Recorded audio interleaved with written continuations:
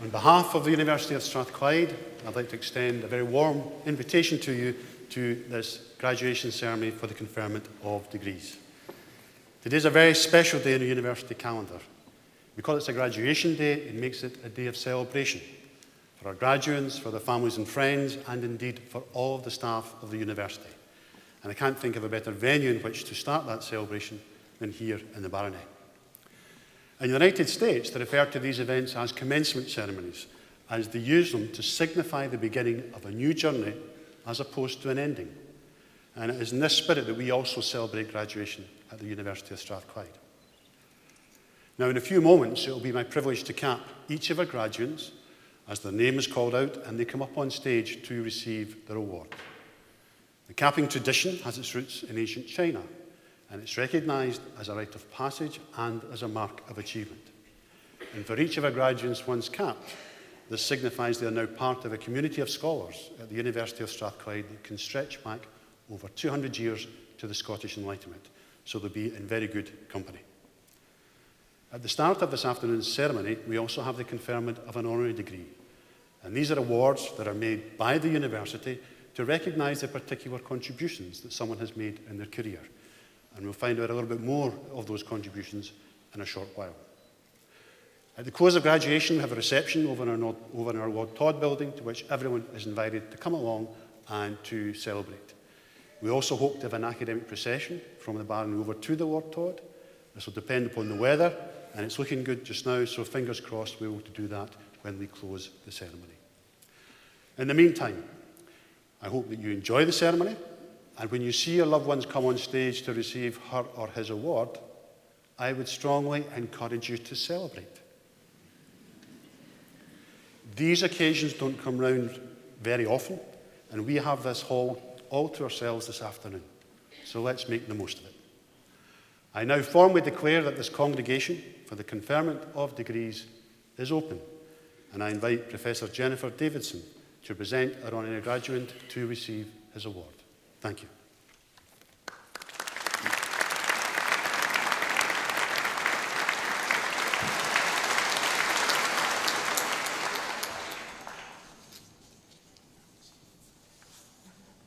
Vice Principal Professor McGregor, I have the greatest pleasure and honour to present to you Mr. Nigel Cantwell for the degree of Doctor of the University. This is such a pleasure for me because I cannot imagine anyone more deserving of this recognition. We are honouring a truly global and outstanding pioneer in the championing of children's rights. And I'm going to very much enjoy expressing to you the immense contribution that Nigel has made. An honour because of who he is, and daunting because I know that what makes Nigel such an extraordinary person is not just what he has achieved, but really who he is. In addition to our wonderful graduating students, their supportive families, and our university colleagues, I would like to warmly welcome today a large number of the most eminent global experts in child rights and child protection who have travelled from all parts of the world in recognition both of Nigel's tremendous contribution to children's rights and of his rich contribution to those working in the field. The place of children in our laws and the recognition of them being subject of rights and not simply objects of charity has been very hard fought. Nigel's work and those of his peers have reset what is perceived across the entire globe as normal in relation to children. His contribution to child protection policy and practice is of global significance and has helped establish a world that is a world better educated, more prosperous, fairer and secure for millions of children and for the communities and societies in which they live. Nigel read economics for his first degree at the University of Cambridge, and his subsequent social work postgraduate diploma led him to his first job as a probation officer in England, and then all around the world from there. And through these many years, he has made a remarkable contribution to our global efforts to ensure children's rights are realized as a well-published author, researcher, coveted speaker, visiting academic, and expert advisor to scores of international and national advisory bodies and task forces. I wish to focus today on three areas. Firstly, Nigel is a pivotal figure in the development of many of the key international instruments which have changed our collective understanding of the place of children in the world. While there were many people involved, and indeed some are here with us today, Nigel's role in the development of the United Nations Convention on the Rights of the Child, completed in 1989, was a crucial one. The convention is now seen as a critical piece of international public law, serving as a primary tool to improve the conditions of children through the changing of attitudes, laws, and systems. Nigel's analysis and thinking is widely regarded as having played a critical and invaluable part in influencing the design and substance of many crucial articles in the convention. Among the many other causes that Nigel's championed, the rights of children concerned by inter-country adoption remains a major one. From the drafting of the Hague Convention of May 1993 on the protection of children and cooperation in respect of inter-country adoption, to supporting its implementation in both receiving countries and countries of origin, Nigel was one of the tireless pilgrims who explained again and again and again the meaning and utility of this fundamental text. Latterly, he was the chief actor in the global application of children's rights, specifically to the circumstances of children in care. He led the international consultation and drafting of the text of the UN guidelines for the alternative care of children, and these were unanimously welcomed in 2009 at the UN General Assembly. And we have his colleagues who helped him with that here today as well. My second focus today is on the extraordinary way in which Nigel has applied his global vision and shown leadership. Two striking examples illustrate how Nigel is not merely a key architect of some of the most critical global statements on the rights of the child, but a person who must see those rights fulfilled in the lives of real children and young people experiencing real adversity. Firstly, in 1979, 10 years before the completion of the Convention on the Rights of the Child, Nigel co-founded the highly influential Defense for Children International, an independent grassroots human rights organization to promote and protect children's rights on a global, regional, national, and local level. And from that time, DCI has grown to be worldwide, now having 47 sections, all actively pursuing the rights of children, and all hugely influential. Secondly, let me offer you an example of which you will already be aware, namely the immense challenge that has been presented in some Eastern European countries over recent years, as it has become apparent that some had housed their children for decades in the most horrendous conditions in hundreds of shocking institutions. You will have seen the deeply disturbing images of these children's circumstances. At that time, no one knew how to respond, neither how to manage the immediate crisis, nor how to care for children in adversity. And Nigel and Defense for Children International, however, did respond, and he played a critical role in designing the response and shaping the wider international response. In Romania, for example, his unwavering support, deep commitment, and convincing advocacy encouraged the government to take first steps in developing a child protection framework for the country, which didn't exist at the time. Indeed, he is universally recognized as the person who inspired the world to continue the struggle for the rights of Romania's disadvantaged, institutionalized children, regardless of the many, many obstacles that arose. Moreover, global policies on adoption and foster care emerged based on the Romania experience, and the foundations of the whole area of alternative care, as we now call it, were laid. Nigel turned the Convention on the Rights of the Child from a piece of paper into the basis of some of the most insightful policy and practice in child protection, and is indisputably the global leader in all this work. Without him, our progress would have been infinitely the poorer. And my third thought is this. While Nigel's achievements are so impressive, it is not until I can convey to you who he is, what lies at his core, what motivates and inspires him, that you will understand why 40 immensely eminent people from around the world have come to sit in this hall to witness this day. Nigel's uniqueness lies in the way he combines resoluteness and determination with persuasiveness and patience. He is a humble, caring, and sympathetic listener, a great pal who is always humorous, often irreverent, and always calm. He lives his life and applies his work with integrity honesty, and openness, and is a role model for all of us who hold responsibility for the protection and care of children. He doesn't suffer fools gladly. He has no time for groupthink.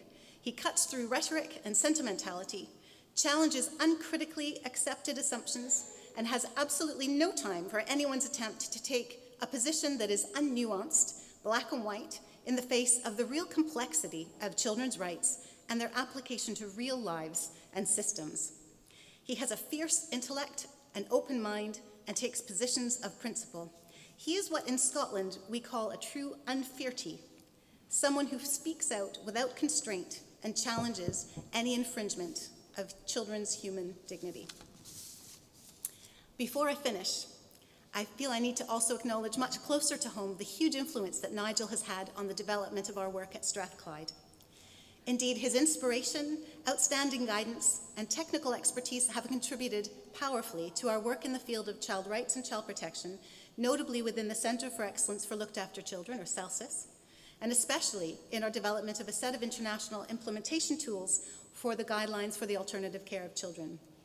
I have no doubt that as we seek to take our work to a new level within the newly established Institute for Inspiring Children's Futures, just launched today, and within the global context of the Sustainable Development Goals, with the aim of leaving no child behind, Nigel will remain an inspiring figure. In conclusion, I am confident that when I stood up today, most of you had never heard of Nigel Cantwell. But being children once yourselves, as the parents of children you have or may have, and as friends and guardians of children throughout your lives, Nigel has touched every single one of your lives in a striking manner. It is no exaggeration to conclude that without Nigel, this world would be a considerably poorer place. What an extraordinary thing to say to you. We owe him an incalculable debt of gratitude for what he has achieved, and we look forward to years of continued inspiration. Now, Nigel would, of course, be the first to remind us not to bask in any self-satisfaction for the sometimes fragile progress that has been made for children. And of course, he's absolutely right. But it is also right that we acknowledge and recognize his brilliant contribution, truly of global and historic significance, and which I am so proud to do. And so, it is with the greatest pleasure and the deepest honor, therefore, Vice Principal, that with the authority of the Senate, I ask you to confer upon Nigel Cantwell the degree of Doctor of the University honoris causa. I create you Doctor of the University honoris causa. Many congratulations and welcome to the university.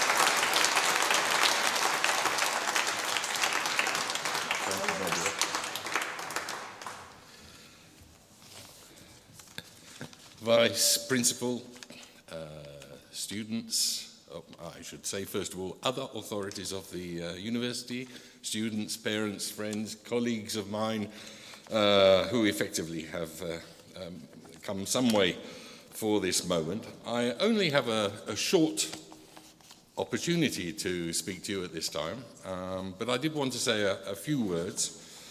And one of them, or the first of them, is to assure you that after that extremely embarrassing presentation by my dear colleague Jennifer Davidson, that in fact it all started for me because I was deemed to be immature. And I say that in order to ensure that students who are here and now graduating, whatever characteristics they have, there is no problem about going forward, moving forward in this life and doing what you feel you want to do.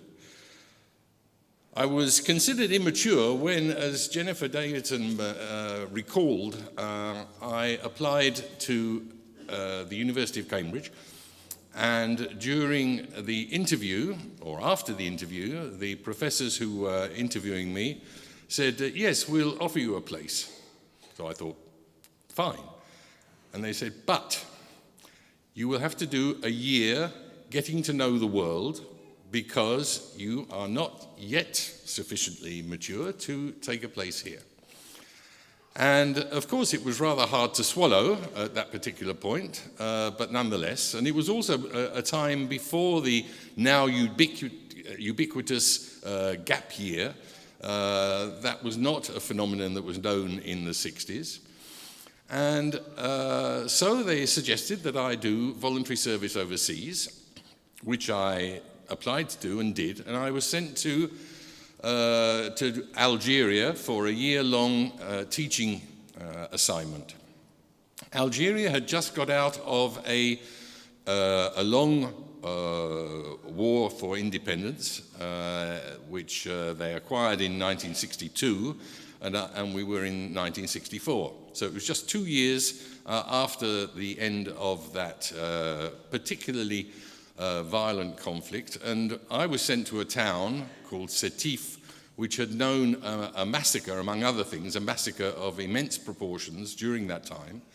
And the environment could have been extremely hostile to a European at that particular time. But I was welcomed tremendously, and I spent a fruitful year, I think, in that town. But the experience, of course, changed my perspective on life completely. Here I was confronted at the age of 18 with a society that had just come out of a long period of colonialism. I was confronted with ideas for development assistance, development aid, many of which were completely inappropriate. And I was confronted as well, including among the pupils I was teaching, confronted with people who had undergone extreme human rights violations. Some of the pupils that I had lost, obviously, family members for different reasons during the recent hostilities. And that completely changed what I wanted to do in life. I'd applied to do economics. I didn't want to do economics anymore. I did economics, but I gradually moved towards the social and human rights side of life. And I decided absolutely that this was what was going to be my goal. So I'm not going to go over what activities and actions that I've taken part in, and I want to emphasize very, very strongly that you take part in these kinds of activities. You have colleagues and who become friends, and you move ahead on the road together. You don't do this on a white charger, sitting on a white charger, galloping along the road all alone. But I don't need to talk about the activities. I think that Jennifer has gone through them. And so I very deliberately want to concentrate just very shortly on words. We always say that actions speak louder than words. But words shape actions. Words influence what is done. Words influence what you do. Words have an enormous impact on the things that we decide to do, the things we carry out, the things we implement, and the way we go about them. Let me give you just two very quick examples. Children's rights, just the term children's rights. In the 1970s, children's rights were characterized by a conflictual attitude. It was children's rights against adult rights. It was particularly children's rights against those of persons in authority, parents, teachers, the forces of law and order, that kind of situation. And it was very much making claims for greater independence, a term that remained very vague at the time, but it was conflictual. Now we know that human rights are not conflictual in that sense. They don't pit one group of persons against another group of persons. They don't pit children against refugees, or children against persons with disabilities, or children against women. They are a body of international law wherein obligations are recognized towards all human beings, including children. And that is why I so often refer more to the human rights of children than I do to children's rights, because I think that that is vital in shaping the kind of optique that we take when we are working on children's issues, and in particular on the promotion and protection of their rights, which of course covers essentially all children's issues. So that's why I think words are important in that sense. And let's just take one other example, the word orphanage. The word orphanage obviously recalls orphans. What we have done in most of the Western industrialized countries is to close orphanages because we don't have many orphans. What we do in other countries is to support orphanages, even though the children in those establishments are, for the most part, not orphans. In fact, they are a small minority in almost all countries. They are at most 20%, even in conflict areas such as recently in Liberia. And in those orphanages in Romania, where we started working, as Jennifer remarked, in those orphanages, 3% of the children were orphans. How can we talk about orphanages in that kind of situation? We shouldn't. But why do we talk about it? Because it is a sentimentalist view of children, because it is a charity view of children, children who are deserving, and people have taken over that sentimentalism in order to make a business out of orphanages, bringing in children who are not orphans, but whose situation might be a little bit difficult in their families, but whose families could precisely be supported far better and far more cost-effectively through assistance than is the case when you work through an orphanage.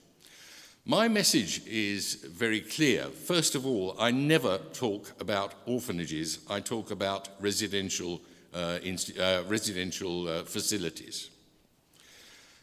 In order to avoid this over-sentimentalist and completely wrong view of what these establishments are doing.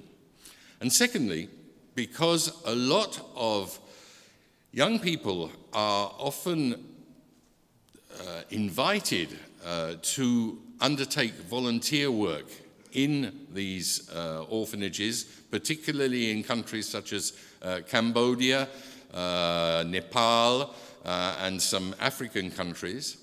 They are invited to give up their time for a few weeks to work in these establishments. I would urge you very much not to do so if you are considering doing so. And I would also ask you, and that applies to parents as well, not to support orphanages in these countries either by visiting them when you're on a tour or by donating to them. That is not the way we are helping children. That is not the way we are promoting or protecting their rights. That is the way that, in fact, we are helping others to violate their basic rights. So that's the importance of words. That's why words are important for action. And certainly action must follow words, but we have to choose the right words. Ladies and gentlemen, thank you for your attention, and may I just say to the university what a great honour it is to have received this doctorate, and particularly because of the work that I've been carrying out for the past 5 years with colleagues at the university, which has been yet another highlight in my professional life. Thank you.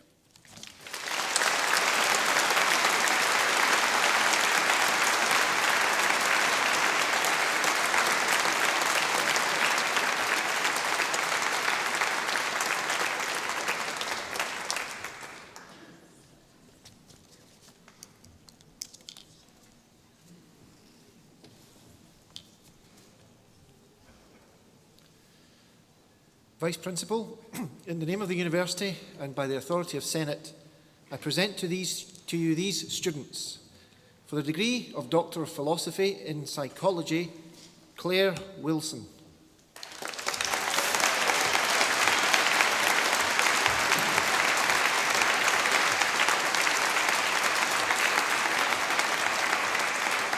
For the degree of Bachelor of Science in Sport and Physical Activity, Alexander Colvin.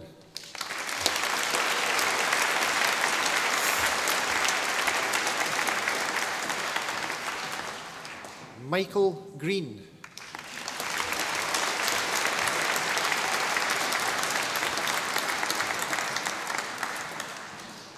Anne-Marie Kennerly.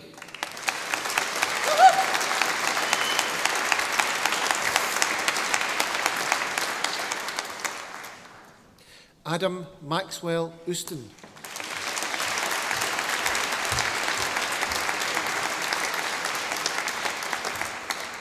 Rachel Arnold.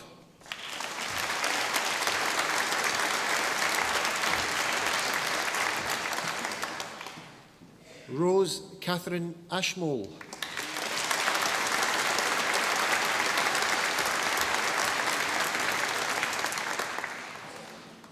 Gavin Patrick Bonner.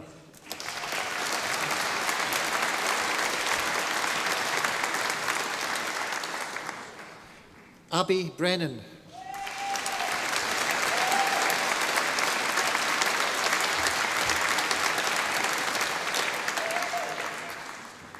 Rebecca Louise Gammon.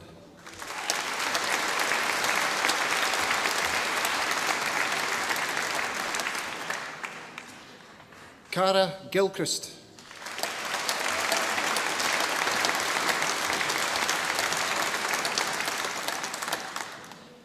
Mary Graham.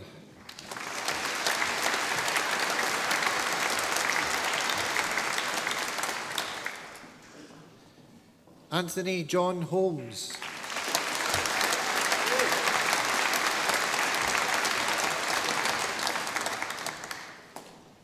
Jay Irvin.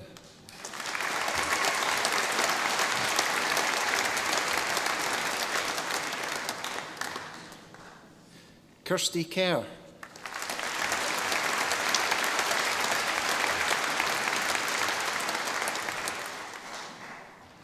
Cameron Kilgour.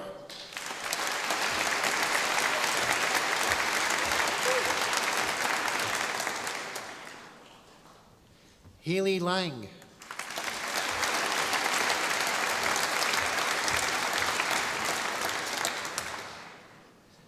John McBrain.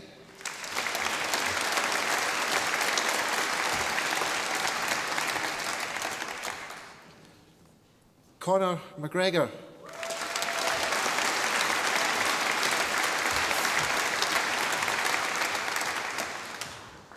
Lauren McGregor.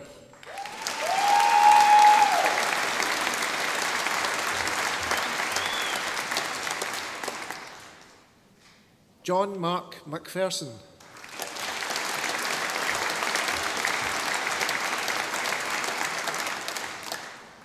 Hannah Margaret McQuillian.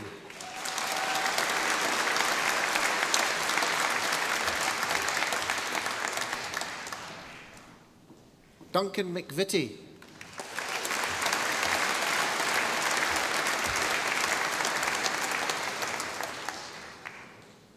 Fraser Richardson.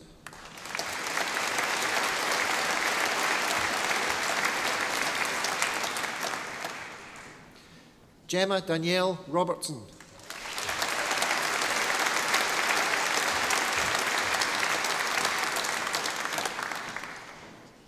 Greg James Stewart.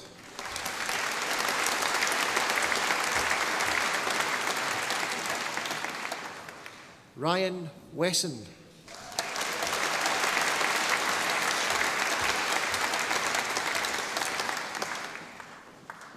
Emma Margaret Allen.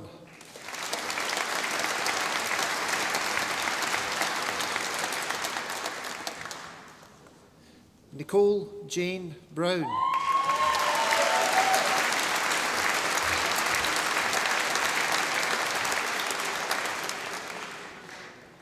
Michael Andrew Cookman.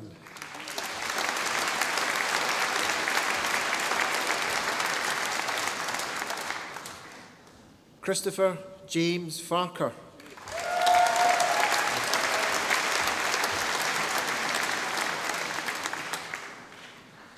Cameron Love.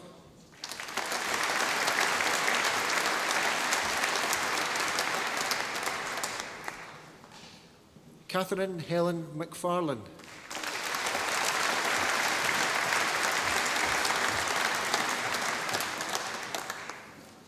Lauren Elizabeth McGregor.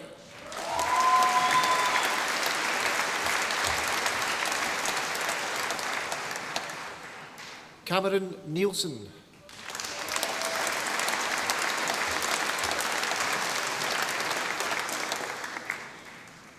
Gary Pollock.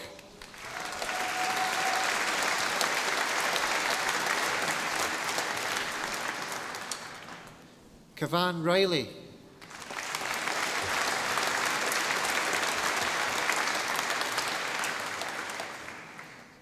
Stuart Toole.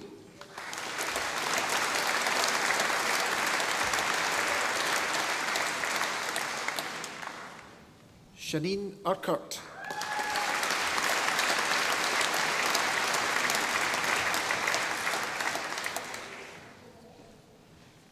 Kyle Gallagher.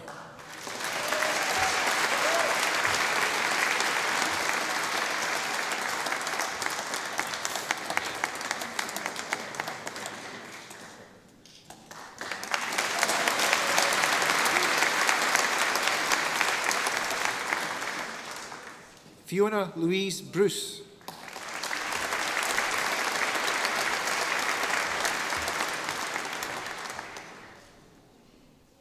Kirsty Shearer.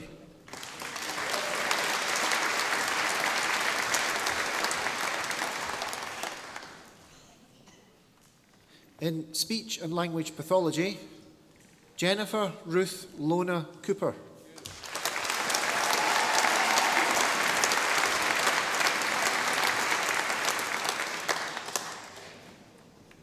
Claire Ann Angus.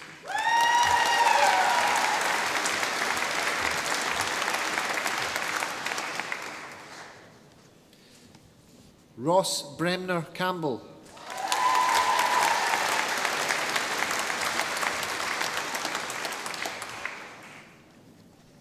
Suzanne Curry.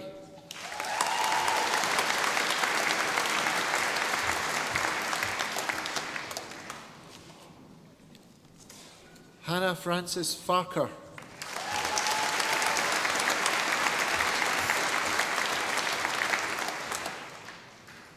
Naomi Rachel Green.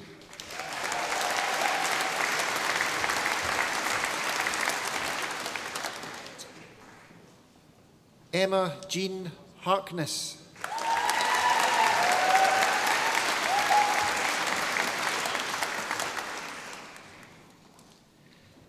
Emma Lynn Jackson.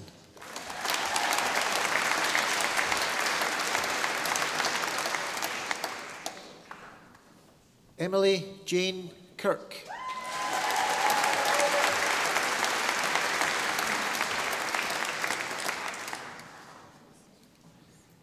Natalie McCarran.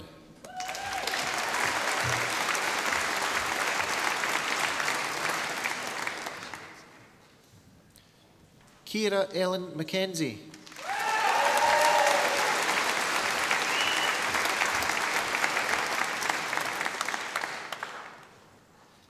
Beth Hannah Marletta.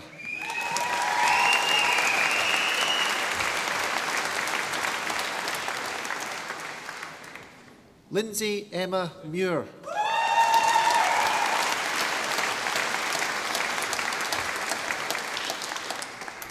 Aveen O'Doherty.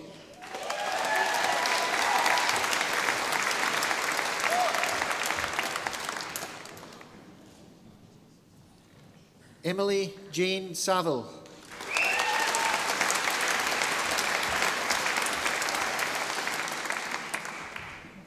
Jennifer Lynn Arnott.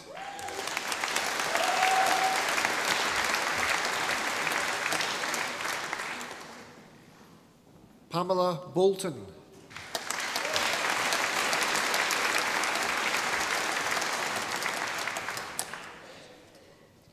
Sarah Heatley.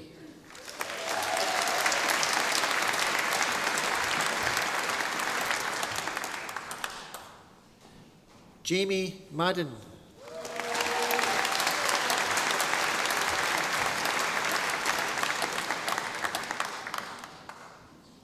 Alexandra Robertson.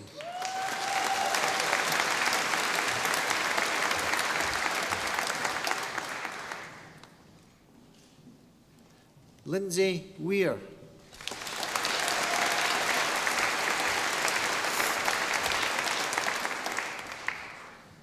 In Human Communication Studies, Emily Tibble.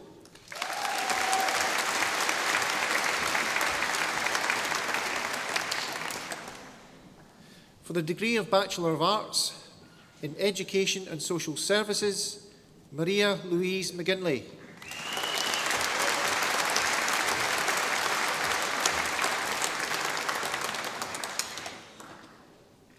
L. Scott.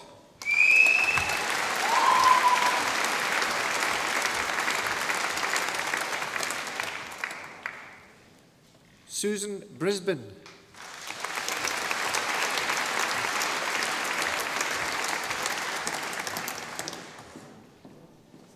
Cheryl Haig.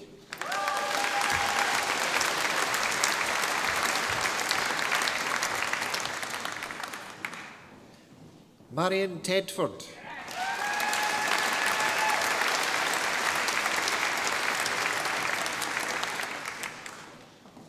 Saima Zufilkar.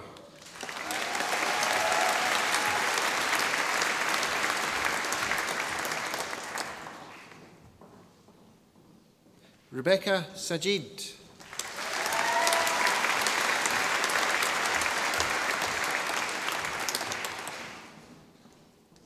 Victoria Catherine Smith.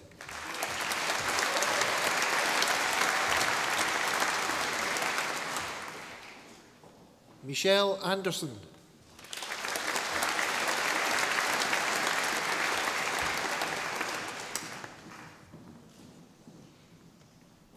Rebecca Boswell.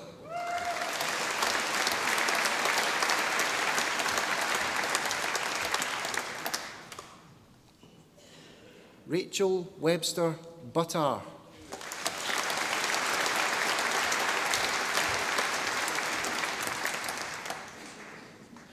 Carly Grace Dixon.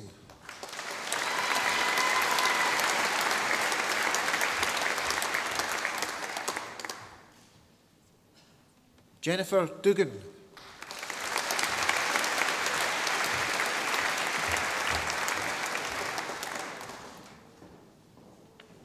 Samantha Haynes.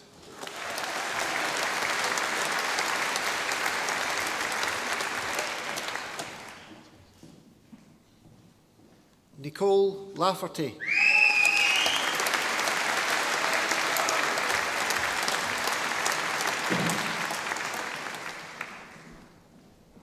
Lorraine Lang.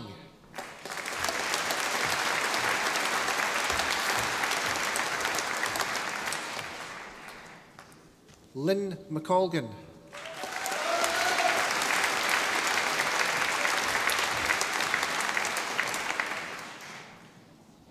Rebecca Richardson McGeary.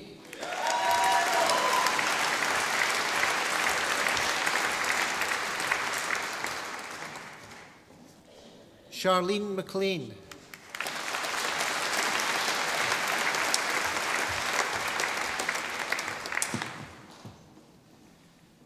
Nicola Mallon.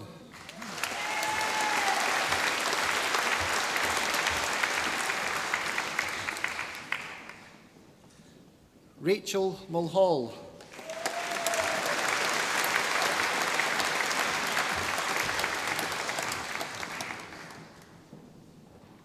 Heather Fiona Palmer.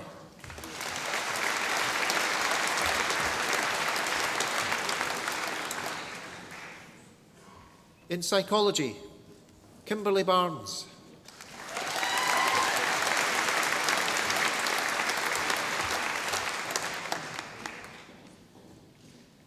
Sarah Jeanette Connor.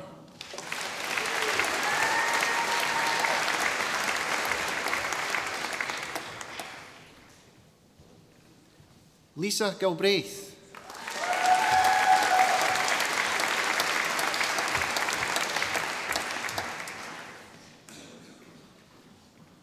Lindsay Holton.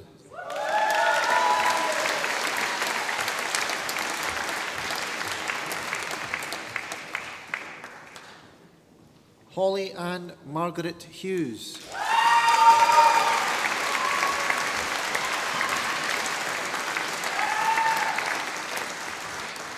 Soteria Karayani.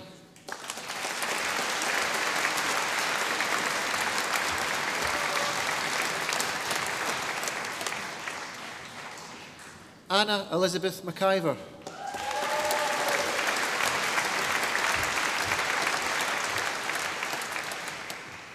Laura Murray.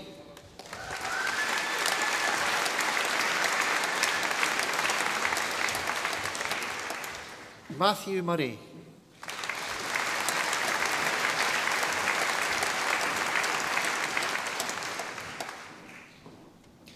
Bianca Nardini.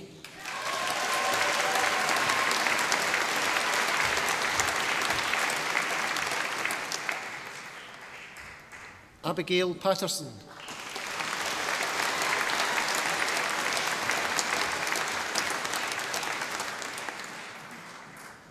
Dana Marie Shortall.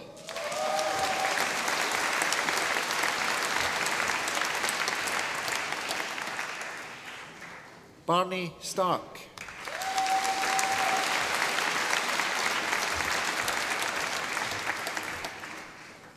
Sophie Louise Wardrope.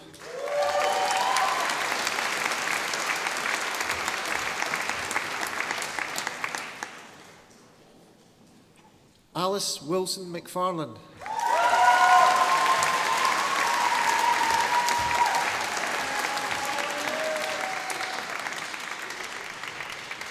Sangeeta Kaur Bhopal.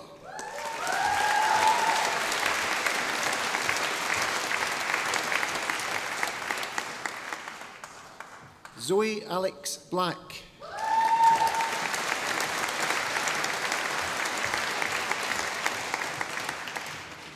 Sarah Rebecca Booth.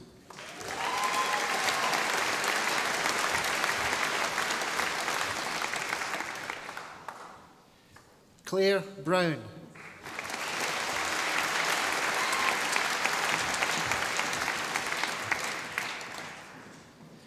Natasha Brown.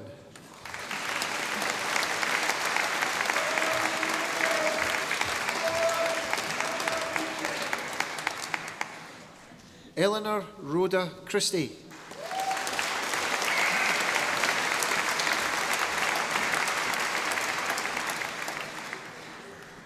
Matthew James Kellock Klein.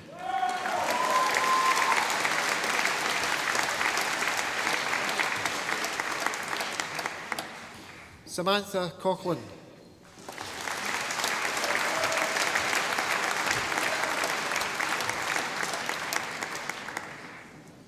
Melissa Jane Coots.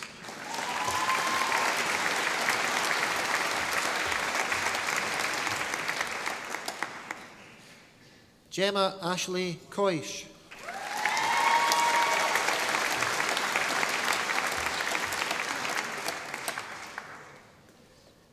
Debbie Darby.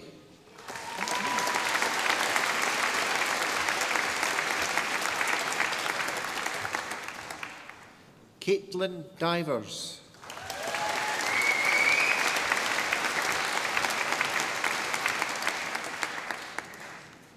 Diana Dobronovska Jedrushak.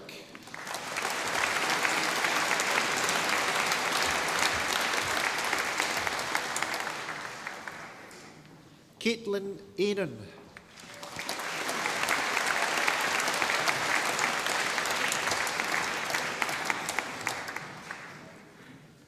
Mark Foley.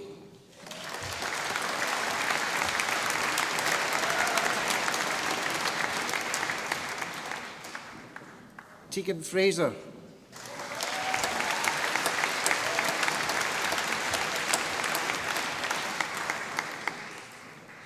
Evangelia Gavril.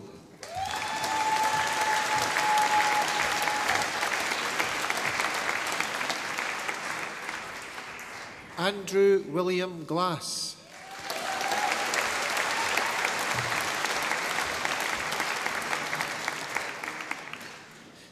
Bethan Elizabeth Morgan Gray.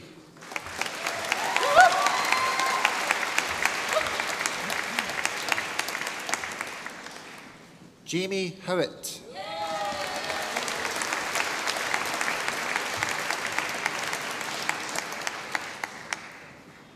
Alexandra Robin Imrie.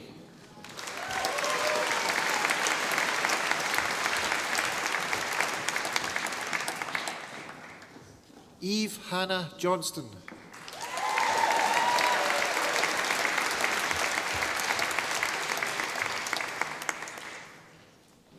Chloe Kemp.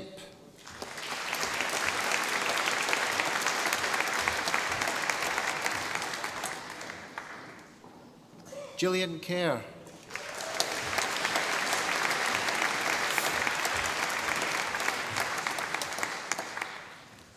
David Brian Kirk.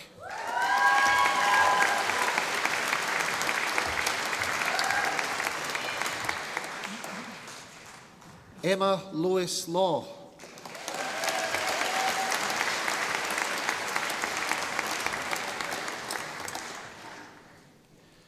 Anna Grace Linus.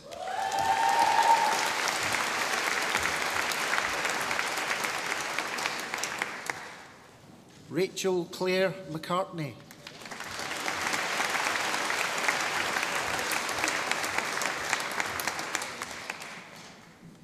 Amy Margaret McGregor.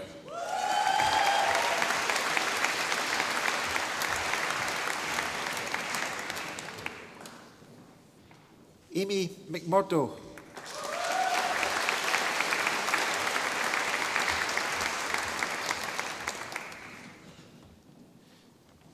Paige McNichol.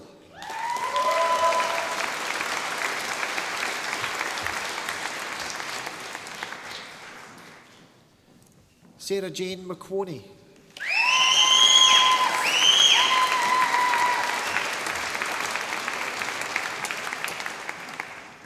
Colin Marshall.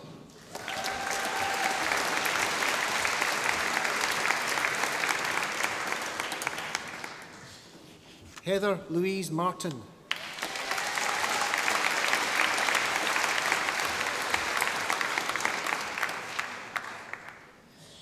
Caitlin Helen Meehan.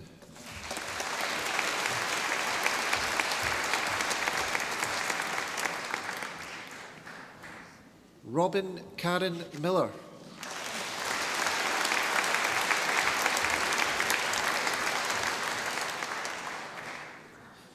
Caitlin Therese Morrison.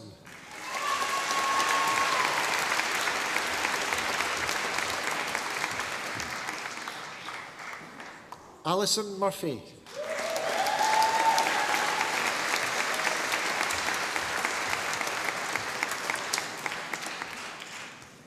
Katie Nichol.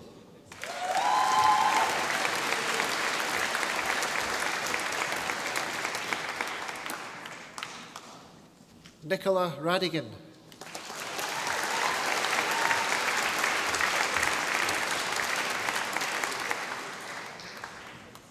Zoe Rock.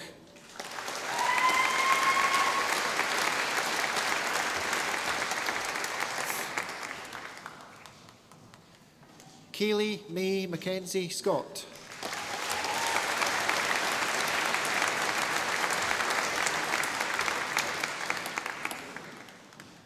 Sihar Shabir.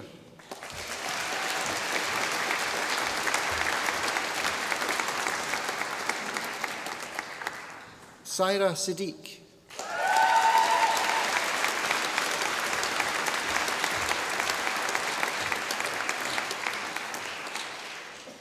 Robin Simpson.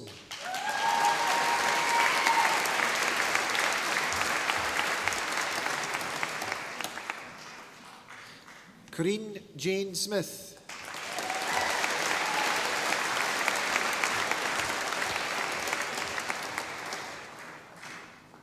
Craig William Thompson.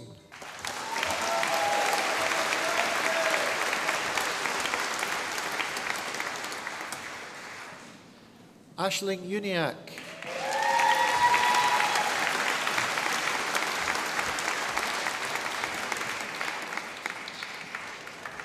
Amy Walker.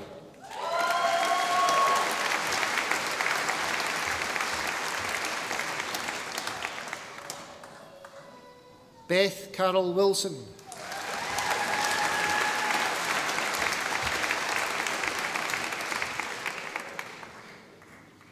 Emma Jane Hartley.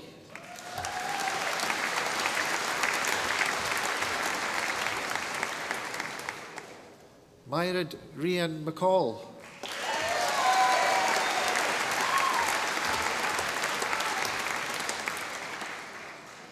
Enrique Pereira Batista.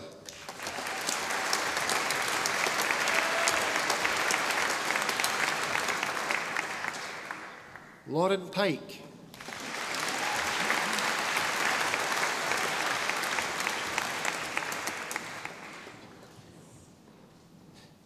Nicole Riley.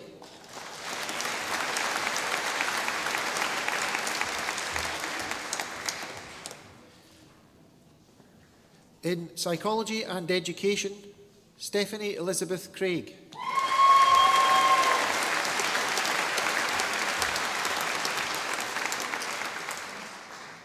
Leanne Copeland.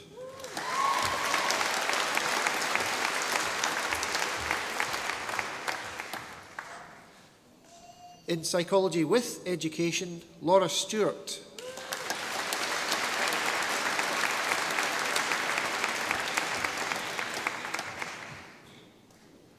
Hayley Mullen.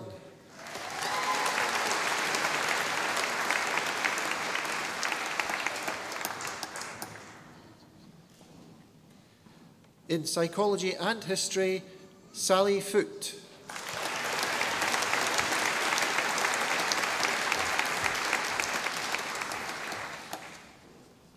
In Psychology and Human Resource Management, Lindsay Fairclough.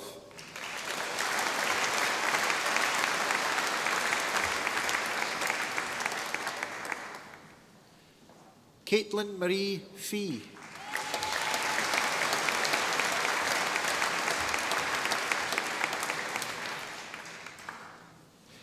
In Psychology with Law, Tom Murray Hope.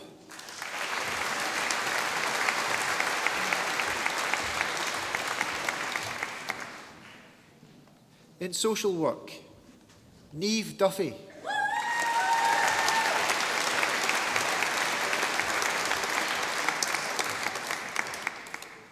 Gillian Mary Ferguson.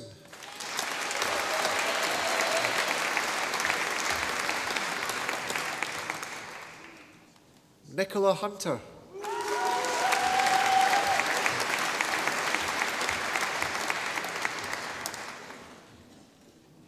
Angie Ismaili.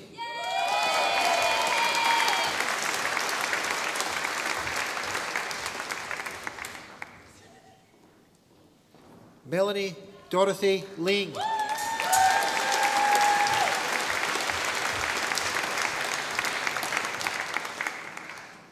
Rachel Neal.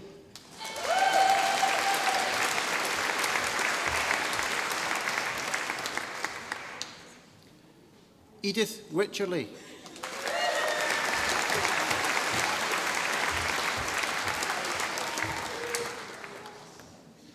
Alex Devine.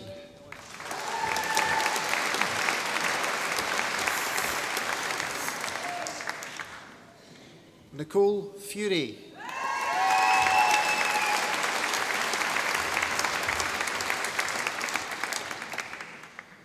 Abigail Helen Isles.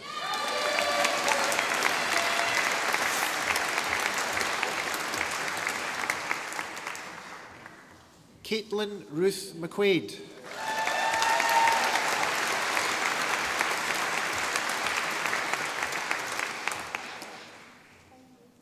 Claire Louise Nelson.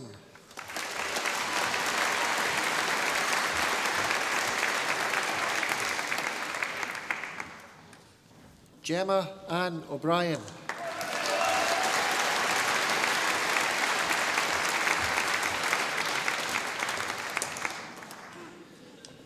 Ian Tastard.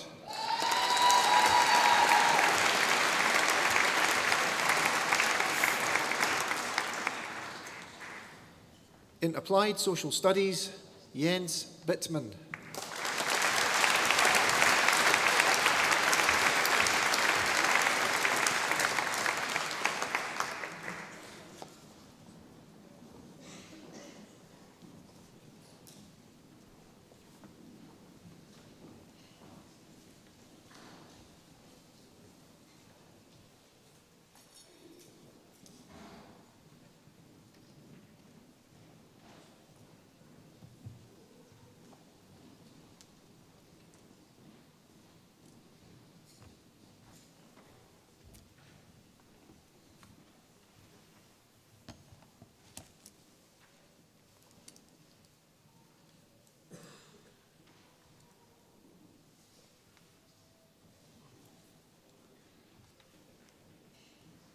Ladies and gentlemen, colleagues, and most of all, Strathclyde University's newest graduates, it is my pleasure to once again warmly welcome you to our graduation ceremony here in the Barony.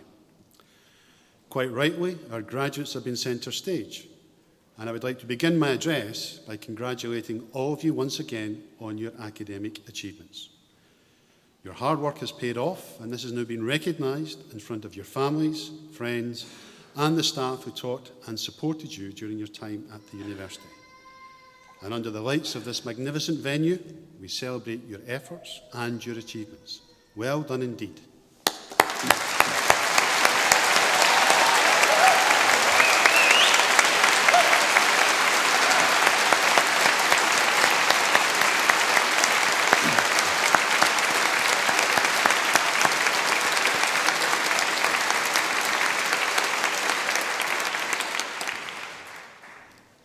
Now, in a short while, at the close of graduation, you may be asked to join the academic procession as this leaves the Barony.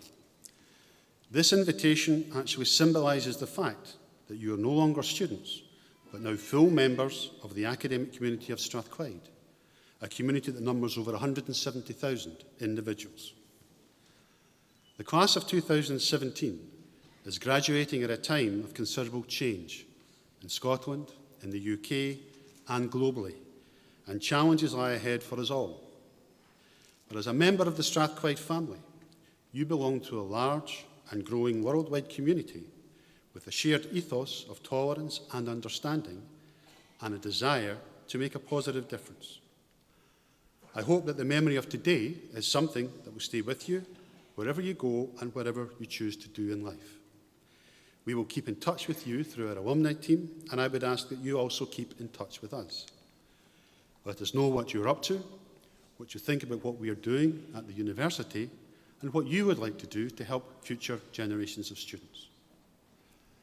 As graduates of a socially progressive university, you have a competitive advantage, having been equipped with the skills, know-how and capacity to absorb knowledge, together with the ability to positively influence and shape the world around you.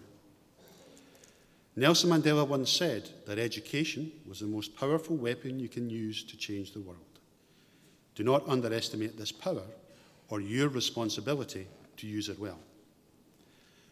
In Scotland, we are fortunate in having a higher education system which is internationally respected, and as a society, we are quite right to invest in education for all. This broadens the mind and creates opportunities for individuals and for society. However, education itself does not confer rights. The opportunities that education gives each of us also carries with it a responsibility to learn, to use what we have learned wisely and for the good of others. A sense of duty should come readily to graduates of this university. As Strathclyders, we only have to look to the achievements of those who have gone before us for our inspiration. To John Anderson, our founder, who established this university for the good of mankind. To the world's first oil man, James Paraffin Young. To the missionary and explorer, David Livingstone. To John Logie Baird, who did such pioneering work on the development of television. In the present day, we look to Dame Eilish Angelini, a pioneer in Scottish justice, as the country's first female Solicitor General, and later its first female Lord Advocate. And to Sir Tom Hunter, one of the most successful entrepreneurs in Scottish history, and a philanthropist who has used his wealth to the great benefit of others around the world. I am sure that you've been given lots of advice on how best to plan your life. Some of this advice you will accept, some you will rightly ignore, but most you will have to learn for yourself. Robert Louis Stevenson put it well when he said, "Don't judge each day by the harvest you reap, but by the seeds that you plant." Now, to reach this point in your lives today, each of you will have travelled a different journey. For some, the path will have been relatively smooth, but for others, this may have been more challenging. However, I am certain of one thing, that none of you would be here without the active support of your family and friends. They have picked you up when you have been down, and they have encouraged you when you have needed it, and many will be here today, proudly watching as you cross this stage with broad smiles and the odd tear in their eye. Now, they are celebrating today, not just because you're almost off the payroll, but because you carry with you their hopes, their wishes, and confidence for a successful career.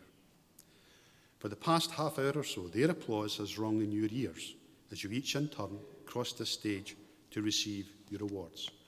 I would now like to invite all of our graduates to show their appreciation for the support received from their family and friends.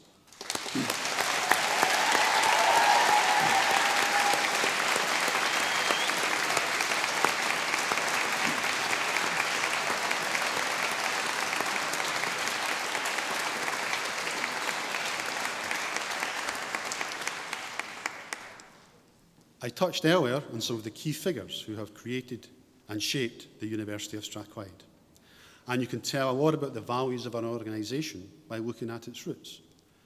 Strathclyde traces its lineage back to 1796, when Anderson brought it into being, the only Scottish university founded during the Age of Enlightenment and embodying the Enlightenment principles of reason, tolerance and equality. Anderson's belief in useful learning and his commitment to taking knowledge and using this for the greater good is the motivating force which gives Strathclyde University its momentum today.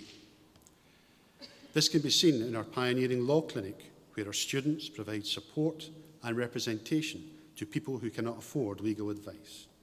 And it can be seen in our business school, which was recently named the UK Business School of the Year in the prestigious Times Higher Education Awards.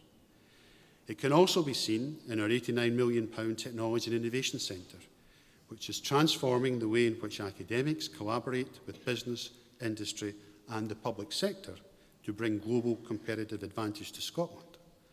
And this is a tangible sign of the university's commitment to world-class research and ensuring that outcomes have maximum benefit to society and to the economy. Now, these represent a small sample of the many innovative projects being led by our world-class staff and students, taking new knowledge and using it to solve problems in industry, in the classroom and in the boardroom. I'm especially pleased to note that we are developing our campus to enable us to do even more. Strathclyde Business School's flagship building has been transformed following a £23 million investment, and we have a £31 million sports, health and wellbeing centre, along with a £20 million district energy network under construction, and are about to begin work on a new £60 million learning and teaching facility, bringing our total investment over the last 10 years to over £600 million.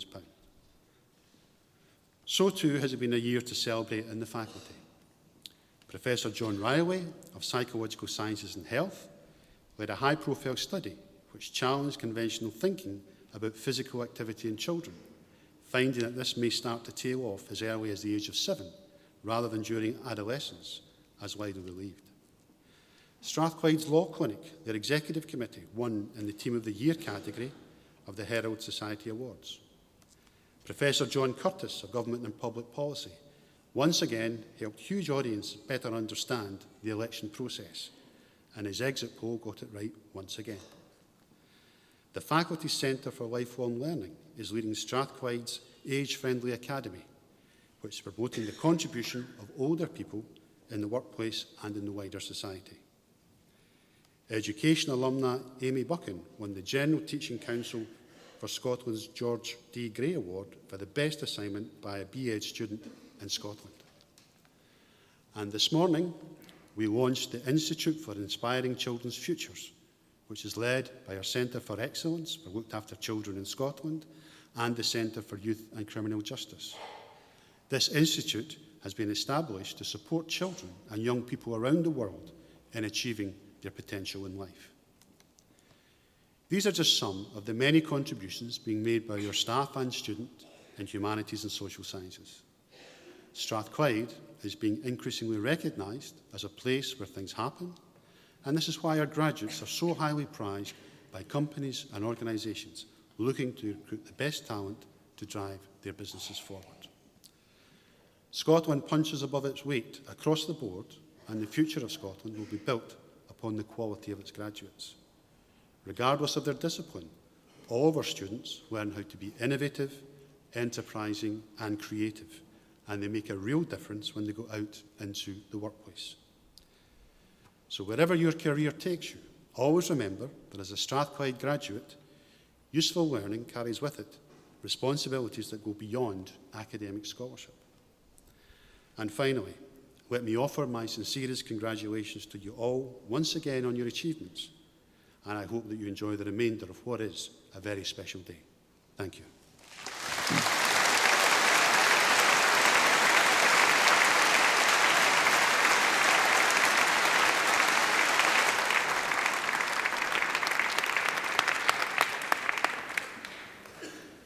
Well, ladies and gentlemen, that now concludes the formal part of this afternoon's proceedings. So I hope you enjoyed the ceremony and will take away very many happy memories of today. I would remind you that we do have a reception immediately following this over in the Lord Todd, which everyone is invited to come along and to get some refreshments. I've been given the thumbs up from the back of the hall, which indicates that the weather has stayed pleasant enough that we can have an academic procession over to the Lord Todd. And I'll take this opportunity to invite Strathclyde University's newest graduates to join the academic procession. If I could ask, ladies and gentlemen, for you to remain in the hall until the academic procession has passed, and then immediately follows over to the Lord Todd to the reception. I now formally declare that this congregation for the conferment of degrees is closed.